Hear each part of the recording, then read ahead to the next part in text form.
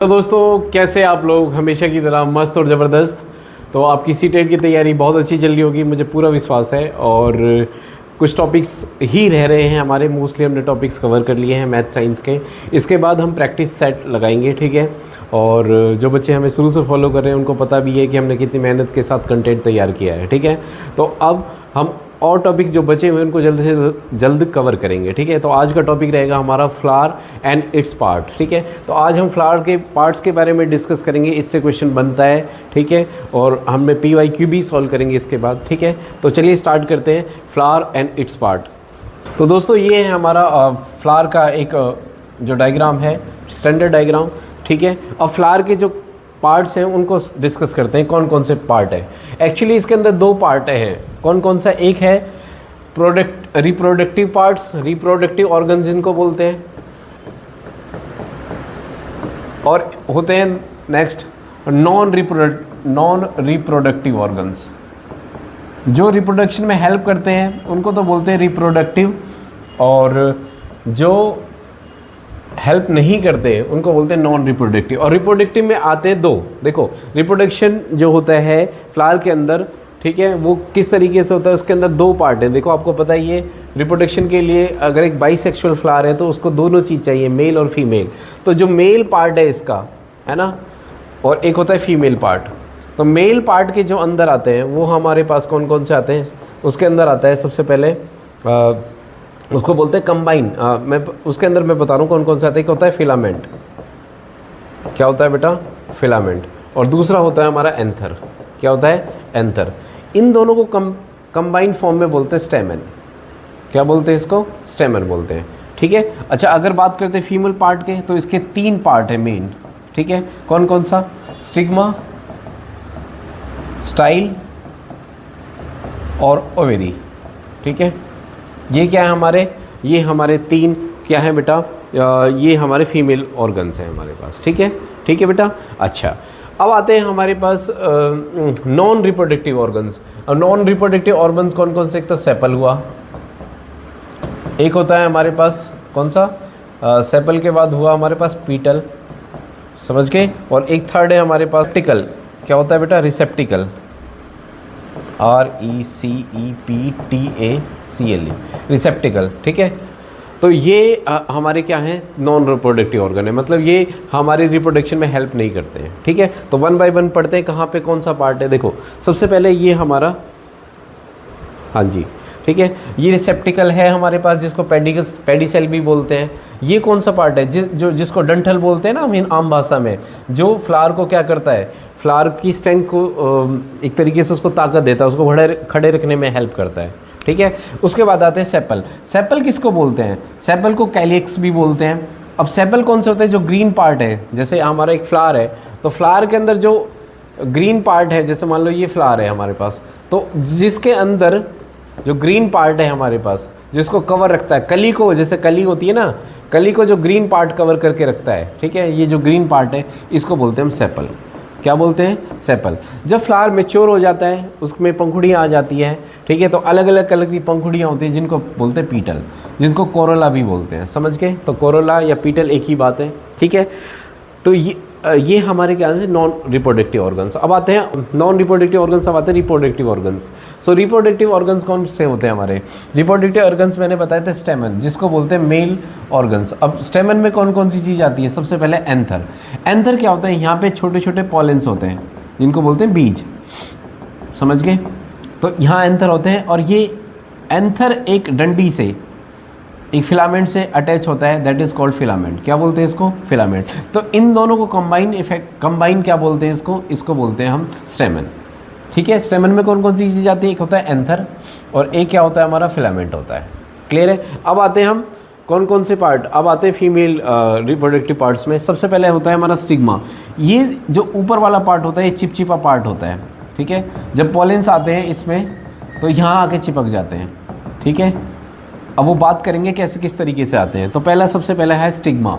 Stigma वो part है बेटा जिसके अंदर हमारे जो पॉलन से वो आके चिपक जाते हैं। अब ये जो ट्यूब है इसके थ्रू जाते हैं ये कौन, ये जो एंथर्स हैं, ये पॉलन से जो ये इसके अंदर जाते हैं, इसके थ्रू जाते हैं और कहाँ चले जाते हैं, ये ओवरी में जाते हैं हमारे पास। तो इस जो ट्यूब को, इसको बोलते हैं हम स्टाइल। क्या बोलते हैं इसको? स्टाइल बोलते हैं। क्लियर है बेटा? अच्छा, और ओवेरी कौन सा होता है? ये वाला पार्ट है जहाँ पे ये मेच्योर होता है, फर्टिलाइजेशन होता है यहाँ पे एग का, वो हमारा क्या होता है, हमारा एक तरीके से वो होता है हमारा ओवेरी। ओवेरी मतलब गर्भ, समझ के? तो गर्भ के अंदर ये, इसके अंदर सारी चीज़ें, यहाँ पे मेच्योर होगा हमारा फ्लावर, यहाँ फ्रूट बनेगा फ्लावर से, ठीक है। अच्छा, इसका कंबाइन फीमेल ऑर्गन को बोलते हैं कार्पेल। क्या बोलते हैं इसको? कार्पेल। ये ध्यान रखना। जिस तरीके से स्टेमेन को क्या बोलते हैं, स्टेमेन के अंदर दो चीज़ें आती हैं, कौन कौन सी? एंथर और फिलामेंट। ऐसे ही कार्पेल के अंदर तीन चीज़ें आती हैं, कौन कौन सी? स्टिग्मा, स्टाइल और ओवेरी। समझ के? क्लियर है बेटा? तो तीन क्या है हमारे फीमेल रिप्रोडक्टिव ऑर्गन से और दो हमारे मेल रिप्रोडक्टिव ऑर्गन से। ठीक है बच्चों, आए समझ में? ओके, नेक्स्ट अब करते हैं हमारे पास इनके डिटेल्स में पढ़ते हैं। ठीक है, मेल रिप्रोडक्टिव ऑर्गन्स जिनको हम स्टेमन बोलते हैं, इनके अंदर दो चीज़ें आती हैं, एंथर और फिलामेंट, बता दिया मैंने। तो एंथर कौन सा होता है? जहाँ पे पॉलेंस इकट्ठा होते हैं, पोलन ग्रेन्स बनते हैं हमारे पास। ठीक है, ओके, कंटेन्स मेल, जिसको मेल गैमेट भी बोलते हैं। फिलामेंट वो ट्यूब्स होती है जो किसको, एंथर को खड़े रखने में हेल्प करती है। ठीक है, अब है फीमेल ऑर्गन्स। फीमेल कौन कौन से? स्टिग्मा, स्टाइल, ओवेरी, जो हम अभी डिस्कस कर चुके हैं। ठीक है, तो सबसे अपर मोस्ट पार्ट क्या होता है हमारा? स्टिग्मा होता है। उससे लोअर पार्ट क्या होता है हमारा? स्टाइल होता है। और नीचे वाला क्या होता है? ओवेरी होता है। ये डेफिनेशन है, आपको नोट्स बनाने की जरूरत नहीं है, आप स्क्रीनशॉट ले सकते हैं यहाँ से। ठीक है, ओके, नेक्स्ट मेन अब है हमारे नॉन रिप्रोडक्टिव ऑर्गन्स। जो नॉन रिप्रोडक्टिव ऑर्गन्स है वो कौन कौन से होते हैं? सबसे पहले पेटल, सेपल और रिसेप्टिकल। ठीक है, तो ये होते हैं, इनके कलेक्टिव नेम क्या होते हैं? इनको इस नाम से भी जाना जाता है, कोरोला, कैलेक्स, ठीक है, थैलेमस। तो ये जो हैं इनके अदर नेम्स ऑल्सो मैंने बता दिया। पेटल्स क्या होती है? जो पंखुड़ी बोलते हैं जिसके प्लांट को। सेपल्स क्या होते हैं? जो हरा वाला पार्ट होता है जिससे वो जो कली है बंद रहती है जिसकी वजह से। और रिसेप्टिकल जो स्टैंड होता है जिसकी वजह से फ्लावर्स खड़ा रहता है। समझ के? ओके, तो ये हमारे पास क्या है? ये नॉन रिप्रोडक्टिव ऑर्गन्स हैं।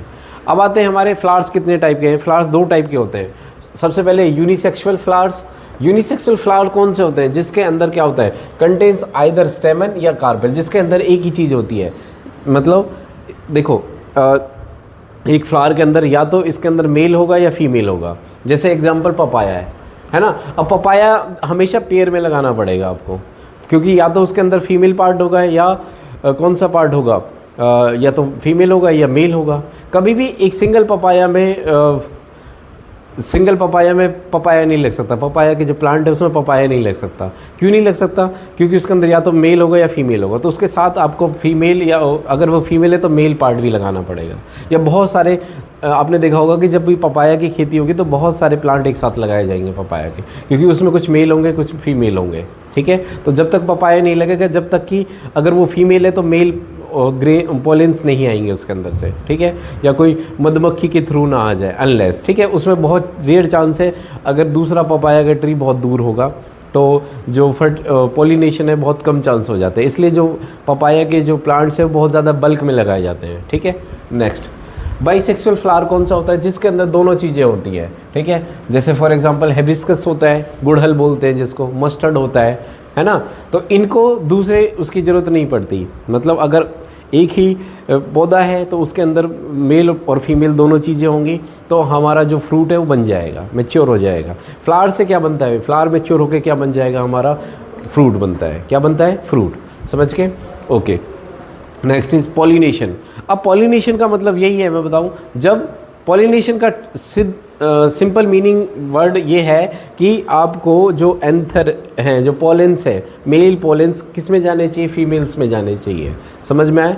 तो अब दो तरीके से हो सकता है। सबसे पहले सेल्फ पॉलिनेशन।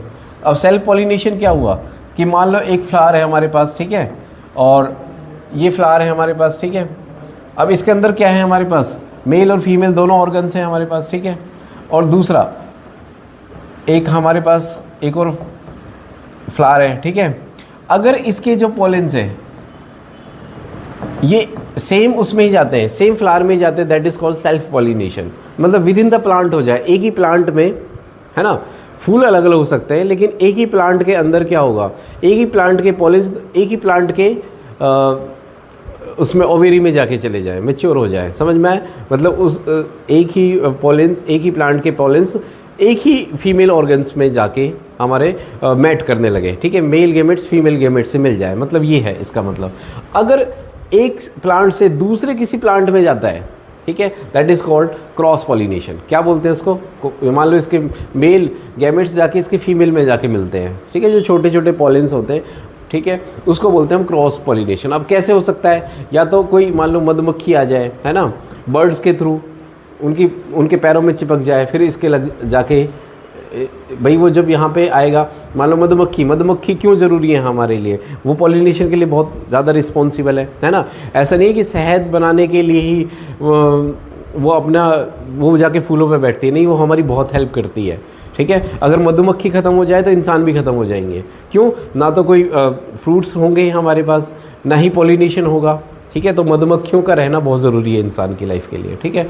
तो ये क्या करते हैं, जब ये एक उससे रस चूसते हैं एक फ्लावर से, तो फिर जब दूसरे पे जाके बैठते हैं तो इनके जो पॉलन ग्रेन्स है वो इसमें जाके लग जाएंगे, इसके फीमेल स्टिग्मा में जाके चिपक जाएंगे, जहाँ से पॉलिनेशन स्टार्ट हो जाएगा। इस तरीके के पॉलिनेशन को बोलते हैं क्रॉस पॉलिनेशन। क्या बोलते हैं इसको? Cross pollination. समझ के? जब विद इन द, देखो हाँ, सेल पॉलिनेशन अब दो टाइप के हैं। ऑटोगैमी क्या होती है? Transfer with in the exact same flower. अगर सेम फ्लावर के अंदर होता है उसको बोलते हैं ऑटोगैमी। और जियोटोनोमोगोमी क्या होता है? Transfer between the different flower और द सेम प्लांट। मतलब ये सेल पॉलिनेशन में ही आएगा, चाहे तो अपने उसी फ्लावर की बात कर रहे हो या उसी प्लांट के दूसरे फ्लावर की बात कर रहा है। लेकिन अगर डिफरेंट प्लांट की बात कर रहा है, that comes into the cross pollination. वो क्रॉस पॉलिनेशन में आएगा कि जब एक प्लांट से ग्रेन्स ट्रांसफर हो जाए दूसरे प्लांट के अंदर, that is called cross pollination. समझ में आया? ठीक है, ओके, ठीक। अब इसके एडवांटेज डिसएडवांटेज की बात करते हैं। सबसे पहले देखो, अगर सेम फ्लावर के अंदर सेल पॉलिनेशन होता है ना, सेम फ्लावर के अंदर या सेम प्लांट के सेम फ्लावर के अंदर, ठीक है, तो क्या होगा? उसके कम चांस हैं क्या होने में, जो जेनेटिक से मॉडिफिकेशन में कम चांस है। मतलब कहने का मतलब क्या है? देखो, आपने सोचा है कि कभी जब हम शादी करते हैं, है ना, तो भाई बहनों की, है ना, या दूसरों with in the blood relation शादी क्यों नहीं होती? अगर शादी होगी ना तो जो जेनेटिक मॉडिफिकेशन है बहुत कम होगा। चांसेस हैं जेनेटिक मॉडिफिकेशन नहीं हुआ तो बीमारियां लग जाएंगी। समझ में आया? तो बहुत ज़रूरी है। गोत्र इसीलिए बचाते थे हमारे जो पूर्वज हैं, ताकि क्रॉस पॉलिनेशन हो सके, क्रॉस फर्टिलाइजेशन हो सके, मतलब ब्लड रिलेशन ना मिले। इससे क्या होगा कि जेनेटिकली मॉडिफाइड बच्चा होगा, वो ज़्यादा तंदुरुस्त होगा, ठीक है। तो जेनेटिकल मॉडिफिकेशन कम होगा अगर सेल पॉलिनेशन है। क्रॉस पॉलिनेशन में इसके ज़्यादा चांस है। तो नई वैरायटी के फ्लावर लग सकते हैं, वैरायटी भी चेंज हो सकती है, मॉडिफाई हो सकती है। आपने देखा जैसे एक फ्लावर वाइट होता है, एक होता है रेड, तो उनके क्रॉस पॉलिनेशन से क्या बना? उनके क्रॉस पॉलिनेशन से पिंक फ्लावर बना, है ना। तो इसी तरीके से जेनेटिकल मॉडिफाई होगा। तो इसके ये एडवांटेज है क्रॉस पॉलिनेशन के। पर क्रॉस पॉलिनेशन का एक नुकसान ये है कि जब वो पॉलेंस ट्रांसफ़र होंगे एक प्लांट से दूसरे प्लांट पे, तो कुछ पॉलन ग्रेन्स गिर सकते हैं नीचे बीच में। समझ में आए? तो यहाँ लॉस ऑफ पॉलन ग्रेन्स हो सकता है। कुछ ऐसे बीज हैं जो स्टिग्मा तक पहुँचेंगे ही नहीं। यहाँ पे ये चीज़ नेग्लिजिबल है, क्योंकि विद इन द फ्लावर हो रहा है, विद इन द प्लांट हो रहा है, तो कम चांस है कि पॉलन नष्ट हो सके, लॉस हो सके। समझ में आया बेटा? ओके, तो ये हमारे टॉपिक था बेटा। अब इसके कुछ क्वेश्चंस लगा लेते हैं, ठीक है, PYQs, ठीक। तो क्वेश्चन क्या है बेटा? Read the following and identify X Y Z और W, इनको मॉडिफाई और आइडेंटिफाई करना है क्या चीज़ है। तो सबसे पहले X, the part which produces pollen grains. Pollen grains कहाँ प्रोड्यूस होता है? एंथर में, है ना, एंथर में प्रोड्यूस होता है। एंथर पहला एंथर, तो एंथर इनमें नहीं है पहला ऑप्शन, तो ये तो है ही नहीं, ठीक है। तो एंथर हो गया, इसमें हो सकता है, इसमें हो सकता है, ठीक है, आंसर ये हो सकता है। वाई क्या है? The part where the female gamete is form. Female gamete कहाँ होते हैं? ओवरी में होते हैं, पिस्टल में तो नहीं होते। तो कहाँ होते हैं? ओवरी में होते हैं, ठीक है। तो वहीं पे तो एग बनता है फीमेल का, ठीक है। तो ऑप्शन तो वैसे यही आएगा। और भी देख लेते हैं। थर्ड जेड क्या है? जेड क्या है? The female reproductive part where the pollen grains germinate. Germinate कहाँ होते हैं? स्टिग्मा में। जर्मिनेशन का मतलब कहाँ होता है? जब जो पोलन ग्रेन्स कहाँ जाके चिपकते हैं, तो यहाँ से जर्मिनेशन स्टार्ट हो जाएगा। समझ में आए? तो यहाँ से जर्मिनेशन स्टार्ट होगा, इसको बोलते हैं हम स्टिग्मा। क्या बोलते हैं इसको? स्टिग्मा। तो स्टिग्मा से स्टार्ट हो जाता है पॉलिनेशन, समझ के, तो ये स्टिग्मा आ जाएगा। और last the part which flower which attract the insect, insect को अट्रैक्ट करता है। आपने सोचा है कि फ्लावर की जो है जो पत्तियाँ वो रंग बिरंगी क्यों होती हैं? वो अट्रैक्ट करती हैं किसको? मधुमक्खियों को, दूसरे कीट पतंगों को, ठीक है, इंसेक्ट्स को अट्रैक्ट करती हैं ताकि वो आए। और फिर उसके बाद क्या होगा उनका, वो तो चलो उनको रस तो मिलेगा ही मिलेगा, लेकिन क्रॉस पॉलिनेशन में हेल्प करेंगे वो, ठीक है। तो नेचर ने कितने अच्छे प्लान तरीके से चीज़ें बनाई हैं, ठीक है बेटा। तो ये क्वेश्चन था। आई होप आपको टॉपिक समझ में आ गया होगा। आप बहुत सारे क्वेश्चन और भी कर सकते हो, प्रैक्टिस करो, ठीक है। तो ये टॉपिक था छोटा सा पर इम्पॉर्टेंट था, और अच्छे से करना, अच्छे से तैयारी करना बाकी टॉपिक्स को, और हम वीडियोस आपके लिए कंटिन्यूस ला ही रहे हैं, ठीक है। तो मिलते हैं जल्दी नेक्स्ट वीडियो में बेटा। चैनल को लाइक सब्सक्राइब शेयर करना ना भूलें। Thank you so much.